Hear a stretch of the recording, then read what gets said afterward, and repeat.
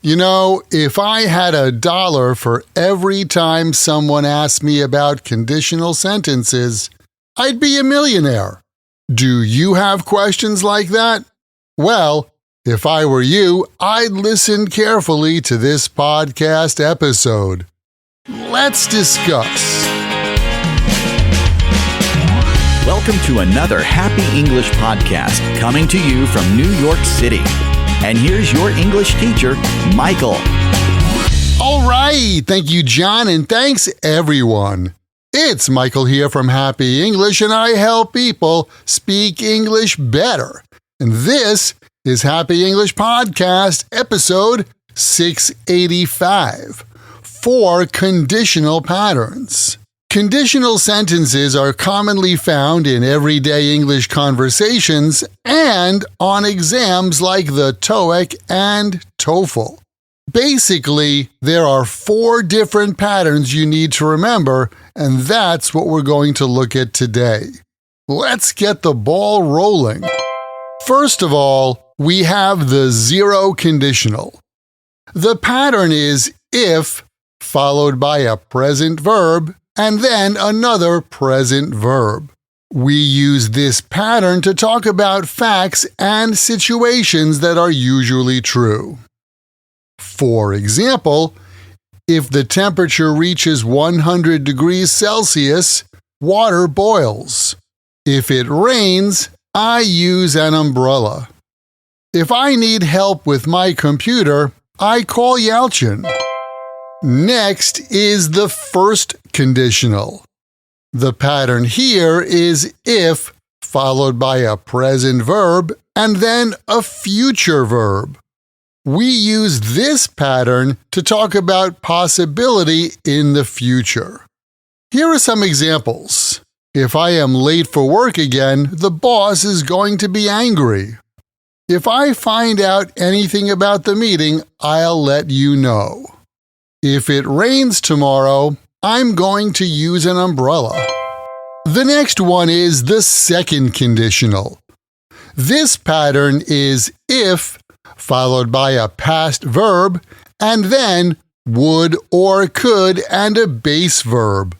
We use this pattern to talk about imaginary and hypothetical situations. For example, if I won the lottery, I would buy a big yacht. I would study for an MBA if the company paid for it. By the way, when we use the be verb with the second conditional, we use were for both singular and plural subjects. For example, if I were you, I would talk to the boss about your problem. If they were satisfied, they wouldn't be complaining. The last pattern is the third conditional. This conditional has a more complex pattern than the other 3, and it goes like this. We use if followed by a past perfect verb and then would or could followed by a present perfect verb. We use this pattern to talk about imaginary and hypothetical situations in the past. In other words, the third conditional is used to imagine about the past. Here are some examples. If I had known about the meeting, I would have attended it.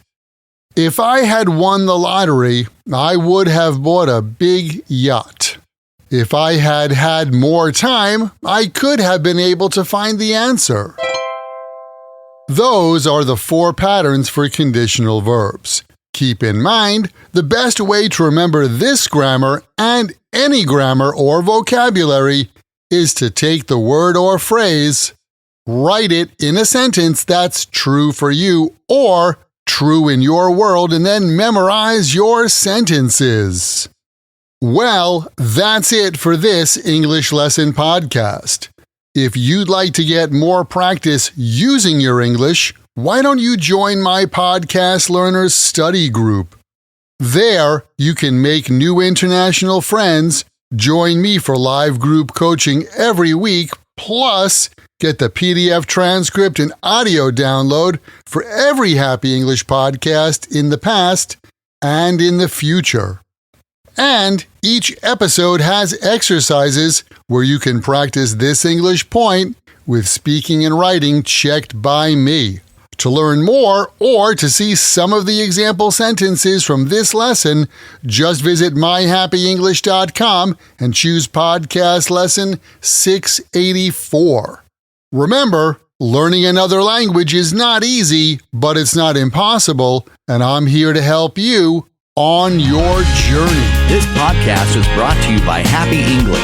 Please visit myhappyenglish.com. Show your support for Happy English by leaving us a review. Get English, get happy, Happy English.